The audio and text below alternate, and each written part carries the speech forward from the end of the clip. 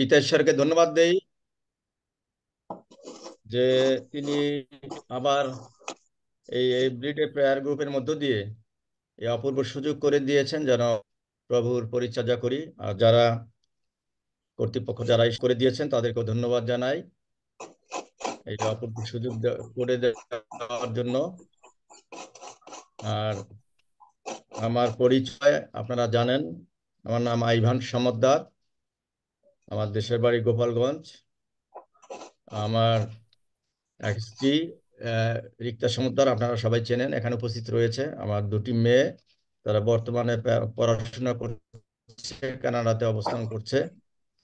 আমরা দুজনেই প্রভুর পক্ষে কাজ করছি। আমাদের ছোট্ট একটি মিনিস্ট্রি রয়েছে, এটি চা বাগানে অবহেলিত চা শ্রমিকদের মাঝে সেই পরিচর্যার কাজ আমরা করে থাকি। আজকেও সেই চা বাগানে আমরা গিয়েছিলাম দুজনেই, এবং সেই পরিচর্যার কাজে আমরা ছিলাম। যাই হোক, এই সংক্ষিপ্ত পরিচয় আমার। আর আসুন আমরা প্রভুর বাক্যে চলে যাই। আমি আজকে যে বিষয়টি নিয়ে কথা বলবো সেটির একটি পদ আমি পড়তে চাই। প্রথম করন্থীয় 3:23 আর তোমরা খ্রিস্টের ও খ্রিস্ট ঈশ্বরের।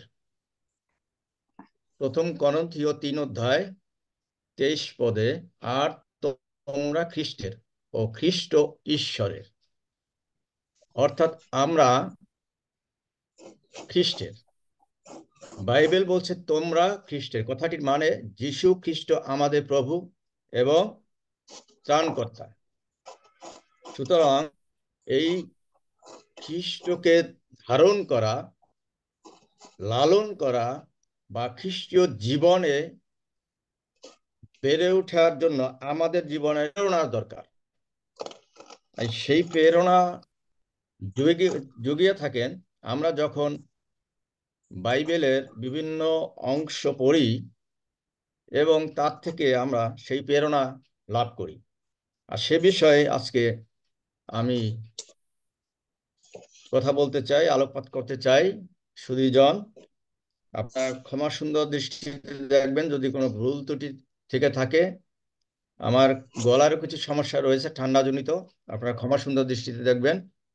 খ্রিস্টীয় বা খ্রিস্ট বিশ্বাসীদের সবসময় খ্রিস্টীয় জীবন যাপনে পূর্ণতা লাভের জন্য সচেতন থাকা প্রয়োজন। খ্রিস্ট যেমন সমস্ত গুণে পূর্ণ, আমাদের তেমনি সমস্ত গুণে পূর্ণ থাকা একান্ত প্রয়োজন। আর এই বিষয়ে পবিত্র বাইবেলে বলা হয়েছে খ্রিস্টীয় জীবনে পূর্ণতা লাভই হচ্ছে খ্রিস্টিয়ানের মূল লক্ষ্য। আমাদের লক্ষ্য যদি নিচু হয় তবে আমরা অল্প পাওয়ার চেষ্টা করি, কিন্তু উঁচু বা বড় লক্ষ্য স্থির করে বেশি পাওয়ার চেষ্টা করা আমাদের জন্য অনেক ভালো। খ্রিস্টীয় জীবনে বেড়ে ওঠার বিষয়ে জোর দেওয়া আমাদের খ্রিস্টীয় বিশ্বাসী হিসাবে বা খ্রিস্ট বিশ্বাসীদের জন্য মূল লক্ষ্য। খ্রিস্টীয় জীবনে পূর্ণতা লাভ করতে অনেক সময় লাগে। বিশ্বাসীদের চরিত্র যখন চরিত্রের মতো সুন্দরভাবে বেড়ে ওঠে এবং বিশ্বাসী যখন পরিচর্যা কাজ ভালোভাবে করেন, তখনই আমরা প্রমাণ পাই যে তিনি আত্মিকভাবে বেড়ে উঠেছেন। আর বেড়ে ওঠার জন্য সদিচ্ছার প্রয়োজন রয়েছে। ছোটবেলা ছেলেমেয়েরা যখন বড় হয়ে উঠতে থাকে তখন বেশিরভাগ মা বাবারা সেটা খুব আগ্রহ নিয়ে লক্ষ্য করে থাকেন। বড় হয়ে ওঠার সময় ছেলে মেয়েদের চিহ্ন ফুটে ওঠে, অর্থাৎ তাদের যে কথাবার্তা এবং আচার ব্যবহারে দেখা যায় তা মা বাবারা গর্বের সাথে অন্যদের কাছে বলে থাকেন। ছেলেমেয়েরা নিজেরাও কবে বড় হবে সেই দিনের জন্য অপেক্ষা করতে থাকেন। তারপর একদিন তারা সত্যি সত্যি বড় হয় ও পরিবারের জন্য অনেক কাজ ও দায়িত্ব পালন করে।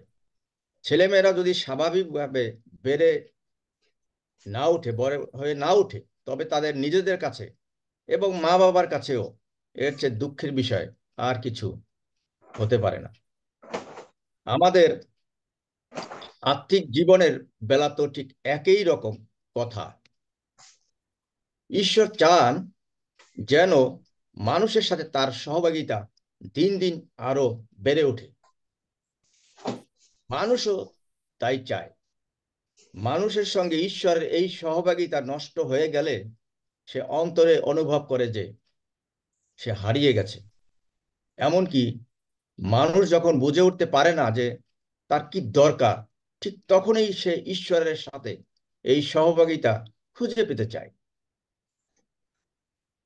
যীশু খ্রিস্টকে ত্রাণকর্তা হিসেবে গ্রহণ না করা পর্যন্ত মানুষ এই সহভাগিতা লাভ করতে পারে না। এমনকি বিশ্বাসী হয়েও মানুষ ঈশ্বরের পূর্ণ সহভাগিতা উপলব্ধি করতে পারে না যে পর্যন্ত সে ঈশ্বরের উদ্দেশ্য পূর্ণভাবে গ্রহণ না করে। এখানে ঈশ্বরের উদ্দেশ্য বলতে যীশু খ্রিস্টের মতো হয়ে ওঠা বোঝানো হয়েছে। তাই আমরা বলতে পারি যে খ্রিস্টীয় জীবনে পূর্ণতা লাভের মধ্য দিয়ে ঈশ্বর এবং মানুষের উভয়ের ইচ্ছা বা আকাঙ্ক্ষা পূর্ণ হয়। সৃষ্টির শুরুতে যদি আমরা যাই, সেখানে আমরা দেখতে পাই ঈশ্বর কেন মানুষ সৃষ্টি করেছিলেন। পবিত্র শাস্ত্রে আছে, জগৎ সৃষ্টির সময় ঈশ্বর কয়েকবার তার কাজ কেমন হয়েছে তা ভালো করে দেখে নিলেন। প্রতিবার তিনি দেখলেন যে তার কাজ ভালো হয়েছে। 6 দিনের দিন ঠিক ঈশ্বর তার নিজের পরিকল্পনা অনুসারে মানুষ সৃষ্টি করেছিলেন, আর মানুষকে ঈশ্বরের প্রতিমূর্তিতে তৈরি করা হলো। আদি পুস্তক 1 অধ্যায় 27 পদে আমরা দেখি। এরপর ঈশ্বর আবার তার কাজ দেখালেন এবং দেখলেন এবং বুঝলেন যে তার কাজ খুব ভালো হয়েছে, আর তাই তিনি অতি উত্তম সেখানে কথাটি বলেছিলেন। ঈশ্বর যদি মানুষ সৃষ্টি না করতেন তবে এই সৃষ্টি সব অসম্পূর্ণ থেকে যেত। মানুষ সৃষ্টির ফলেই তার পরিকল্পনা পূর্ণ হলো।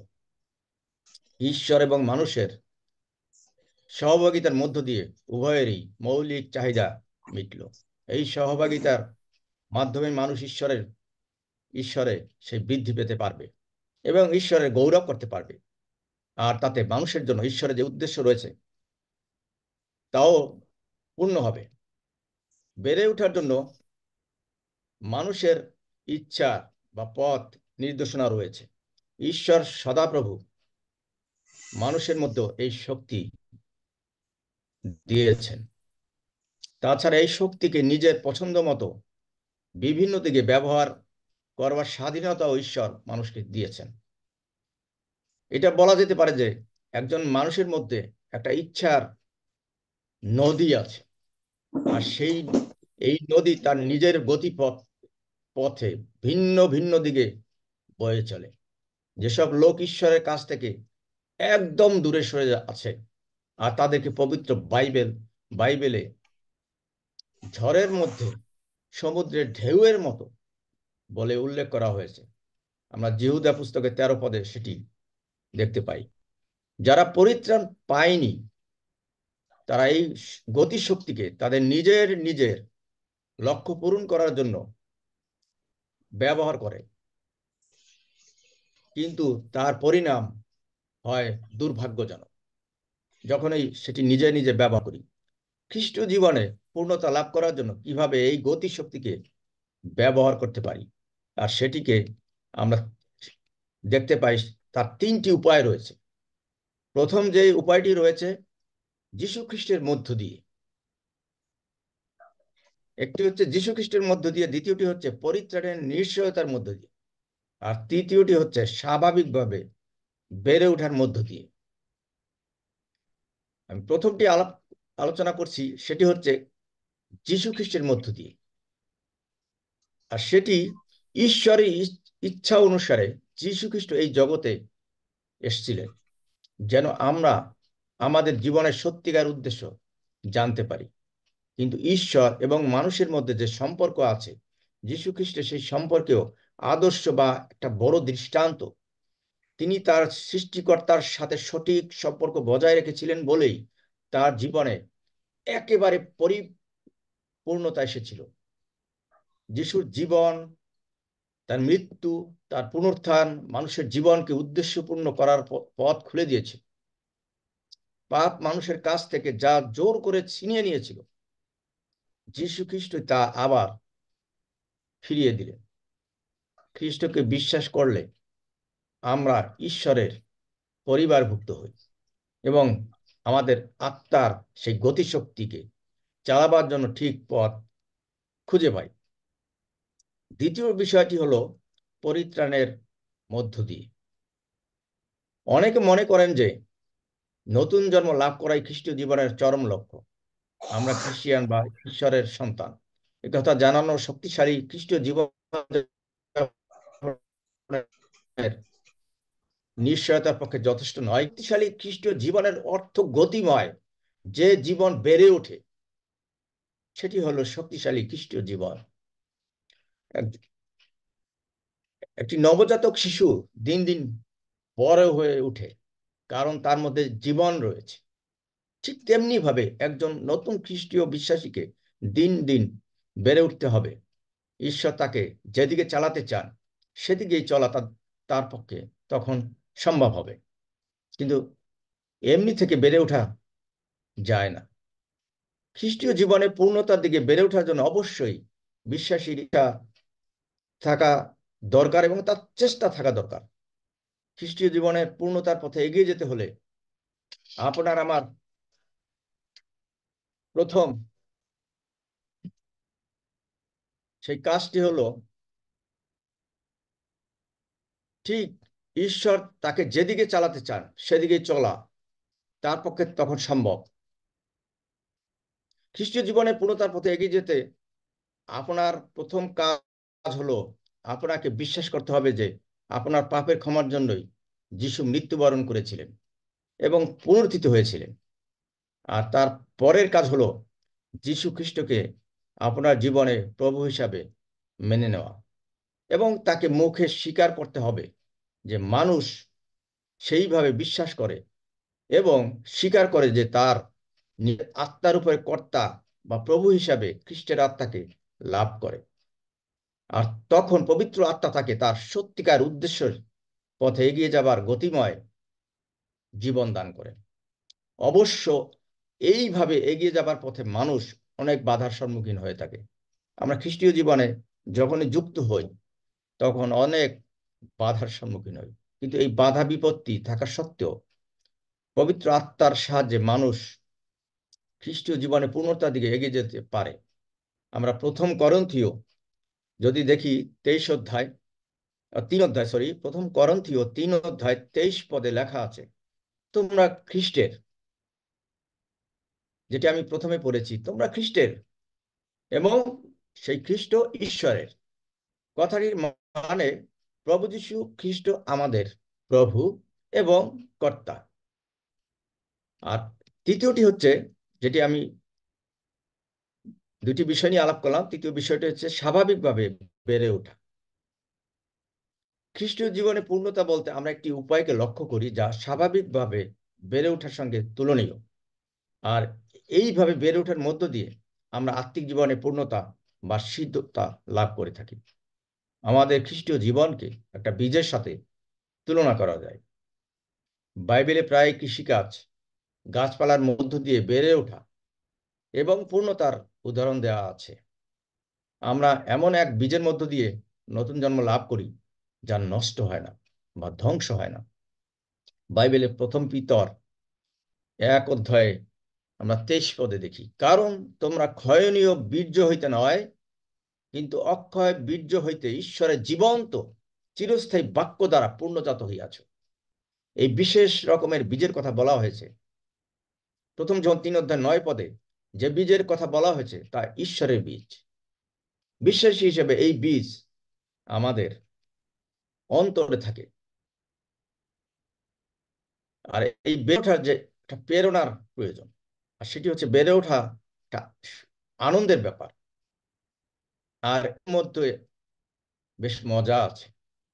কিন্তু বেড়ে ওঠা কাজটি একটু কঠিন ব্যাপার।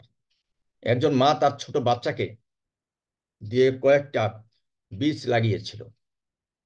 আর তিনি তার ছেলেকে কি করে একটা জিনিস বেড়ে ওঠে তার সেই অভিজ্ঞতা দিতে চেয়েছিলেন। আর ছেলেটি একদিন সেই অভিজ্ঞতা কাজে লাগালো।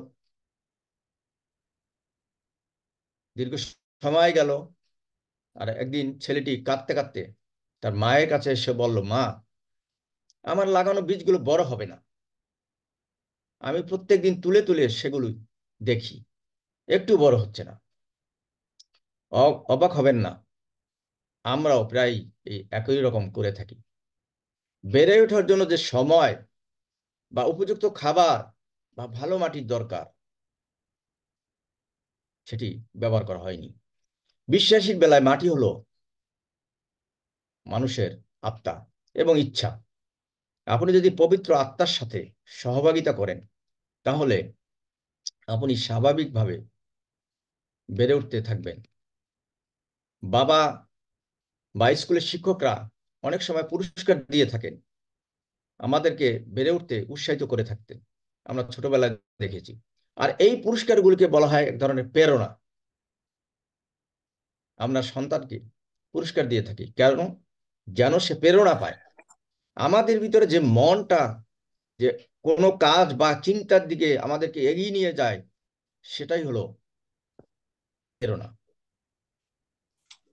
আর যীশু খ্রিস্টে বেড়ে ওঠার একটি উজ্জ্বল দৃষ্টান্ত নিয়ে আমি কথা বলছি। যীশু প্রায় এই দৃষ্টান্ত দিয়ে কথা বলতেন, বাইবেলে আমরা দেখি। আর এইগুলো ছিল মানুষের জীবনের একবারে সাধারণ অভিজ্ঞতার কথাচিত্র। ইফিসীয় 4 অধ্যায় আমরা 13 পদে দেখি যে ঈশ্বর চান খ্রিস্ট যেমন সমস্ত গুণে পূর্ণ, আমরাও যেন তেমনি সমস্ত গুণে পূর্ণ হয়ে পরিপূর্ণ হই। নতুন নিয়মে মূল ভাষায় এর অর্থ হলো পূর্ণভাবে বেড়ে ওঠা মানুষ, অথবা আমরা বলতে পারি সর্বদিক দিয়ে পূর্ণভাবে বেড়ে ওঠা একজন ভালো মাপের মানুষ।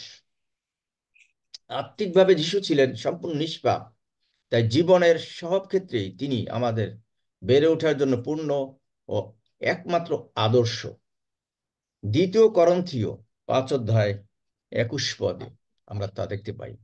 আমরা যদিও এই নিষ্পাপ সম্পূর্ণতায় পৌঁছাতে আশা করতে পারি না, তবুও খ্রিস্টের মতো হয়ে উঠাই আমাদের সত্যিকারের লক্ষ্য হওয়া উচিত। এটি লক্ষ্য থাকা প্রয়োজন, আর সেটি হচ্ছে খ্রিস্ট। খ্রিস্ট আমাদের আদর্শ। আর এই বেড়ে ওঠার পথে নানান রকমের জটিলতা রয়েছে, বাধা রয়েছে। প্রাকৃতিকভাবে বেড়ে ওঠার কথা কতগুলি বাধা আছে। একদিকে যেসব বিষয়গুলি খ্রিস্টীয় জীবনে পূর্ণতা লাভ করতে বাধা দেয়, সেগুলি আমাদের বাইবেলে পরিষ্কারভাবে উল্লেখ করা রয়েছে। এগুলি আমাদের অবশ্যই জানা দরকার। মনে করে দেখুন, যখন আপনি শিশু ছিলেন, তখন আপনার বাবা মা আপনাকে কতগুলি জিনিস বলতেন যেগুলি মানুষের ক্ষতি করে। তারা হয়তো আপনাকে নদী অথবা পুকুরের কাছে যেতে কিংবা গাছে উঠতে নিষেধ করতেন। তাদের প্রথম কাজ ছিল ক্ষতিকর বিষয়গুলো আপনাকে জানানো, যেন সেগুলো আপনি এড়িয়ে যেতে পারেন। দ্বিতীয় বিষয়টি হচ্ছে ভুল সময় বেছে নেওয়া। ইব্রিয় 5 অধ্যায় 12 পদ অনুসারে নতুন জন্ম কথা বলা আছে। নতুন জন্ম আত্মিক জীবনের শিশু অবস্থার আরম্ভ। আপনি কি কোনো সময় কোনো ছেলে মেয়েকে বড়দের পোশাক পরে বড় হবার ভান করতে দেখেছেন? ছোটরা যদি বড়দের জামা, জুতা বা শাড়ি পরে, তাহলে সবাই হাসি পায়। এই সব ছেলে মেয়েদের আমরা অনেক সময় বলি, বড় হও বাবা, তখন এগুলি পড়তে পারবে। সময় নিরূপণ করা বা ঠিক করা খুবই জরুরি এবং দরকার। শুধু সঠিক কাজটি করলে আমাদের চলবে না। কাজটি ঠিকভাবে করার জন্য আমাদেরকে ঠিক সময়টিকে বেছে নিতে হবে। ভুল সময়ে কাজ করলে বোঝা যাবে যে আমরা শুধু কাঁচা কাজ করেছি তা নয়, বরং সব দিক থেকে বেড়ে উঠতে বাধাও পেয়েছি। ইব্রিয় 5 অধ্যায় সেই 12 পদ অনুসারে একটা জ্বলন্ত দৃষ্টান্ত এখানে আমরা দেখি। আত্মিক দিক দিয়ে বেড়ে ওঠার সময়ও অনেক বাধা আসে, অনেক বাধা আসে। কারণ আত্মিক জীবনে অগ্রসর হওয়ার জন্য ঈশ্বরের বিষয়ে জ্ঞানকে কাজে না লাগানোই এরকম ঘটনা ঘটে থাকে, বাধা হয়ে থাকে। সাধারণত দুই প্রকার সময় আছে। সময়টিকে দুইটা ভাগে ভাগ করা হয়েছে। নতুন নিয়ম, সেই যে ভাষায় লেখা হয়েছিল, সেই গ্রিক ভাষায় গ্রিকরা দুই রকম ভাবে সময়কে ব্যবহার করত। আর তার প্রথমটি হচ্ছে ক্রোনোস, অর্থাৎ সময়ের দ্বারা মিনিট, ঘন্টা বা দিনকে বোঝাতো, ঠিকই বলতো তারা ক্রোনোস। আর দ্বিতীয় যে সময়টি, সেটিকে বলতো তারা কাইরোস, অর্থাৎ সন্ধিক্ষণ বা চরম মুহূর্ত কাল। সেই চরম মুহূর্ত কাল দ্বারা বিশেষ বিশেষ কাল বা সময় বোঝানো হতো।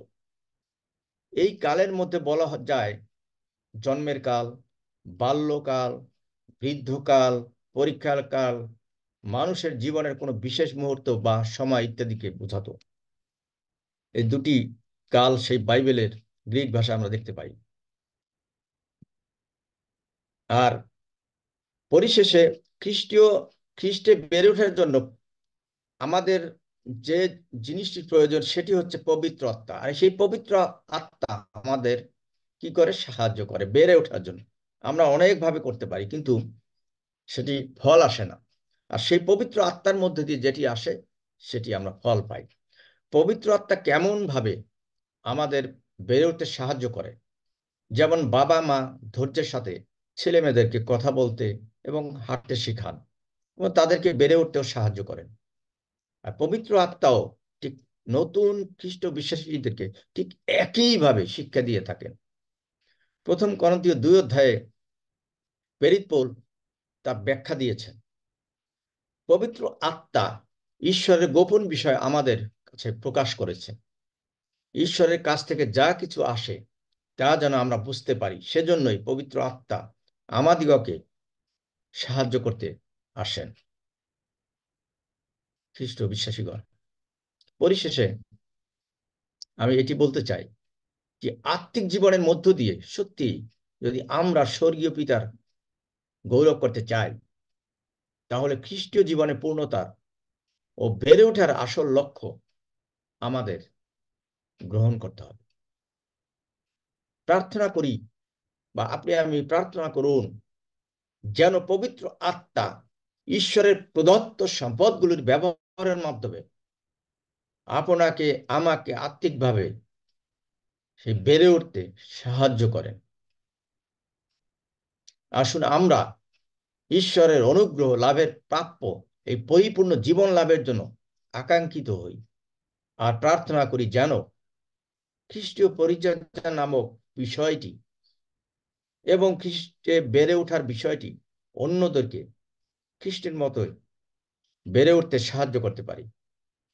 তাহলে আমাদের সেই খ্রিস্ট জীবনে বেড়ে ওঠার সেই প্রেরণা আমাদের আসবে এবং তখন আমরা খ্রিস্টের হব। কারণ সেই প্রথম করন্থীয় 3 অধ্যায় 23 পদে সেই কথা অনুযায়ী তোমরা খ্রিস্টের। আমরা কারা? আমরা খ্রিস্টের। আর খ্রিস্টকে ঈশ্বরের, খ্রিস্ট ঈশ্বরের। পরিষ্কার বলা আছে তোমরা খ্রিস্টের, আর তোমরা খ্রিস্টের ও খ্রিস্ট ঈশ্বরের। আর আমরা যদি খ্রিস্টের হই, তাহলে আমরাও ঈশ্বরের। বন্ধুগণ, আজকে এ কথাই বলে শেষ করতে চাই যে খ্রিস্টের হতে হলে খ্রিস্টের জীবনের সেই প্রেরণা আপনার আমার জীবনে থাকা দরকার, সেই আকাঙ্ক্ষা থাকা দরকার, সেই আত্মিক প্রেরণা পাওয়া দরকার। আমরা সেই আত্মিকভাবে বেড়ে উঠি। সেই জীবনের জন্য প্রার্থনা করি, আশীর্বাদ যাচনা করি যেন প্রভু আমাদেরকে সেভাবে সেই খ্রিস্টীয় জীবনে বেড়ে ওঠার প্রেরণা দেন এবং আপনাকে আমাকে আরো শক্তিশালী করে তোলেন। ধন্যবাদ সকলকে, ভালো থাকুন। আমেন। Hallelujah, hallelujah. ধন্যবাদ দেয় আইভান তাকে।